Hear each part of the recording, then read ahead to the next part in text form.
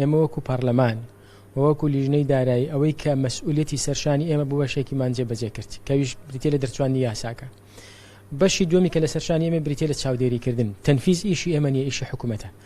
حکوومەتی هەرێمی کوردستان و حکوومەتی عێراقی بۆ خۆیان ئەم ئیتیفاقیان کردووە و هەردوو لا پێی رازی بوون و هەردوو لا دەبێت جێبەجێ بکەن و تا ئێستاش هەردوو لە ڕایانگەیاندوە کە ئیلتیزام دەکەن. ئەوەی ئێمە هەستمان پێ کردووە نەگرفتێکی سیاسی هەیە لە نێوانەدا، نەگرفتێکی یاسایی هەیە. ئەوەی کە هەست پێ دەکەێت تەنها هەندێک ئیشکالاتی فەنیە کە بە زۆر بە ئاسانی چارەسەر دەکرێت. لە ڕاستیدا خەمساردی هەردوو لە بۆ ئێمە جێی با بڵێن هەم نیگەرانیە هەم جێی ئیستیغرابە، یعنی جێی سەرسوڕمانە، چونکە ئەمە پەیوەندی بە موچەی خەڵک بە قوتی خەڵک بە پشکی هەرێمی کوردستانەوە هەیە. من پێم وایە دەبێ هەردوو لا زیاتر گەرموگەڕ بن، بە تایبەتی هەرێمی کوردستان گەرموگۆڕتر بێ لەسەر جێبەجێکردنی ئەم پرۆژە یاسایە.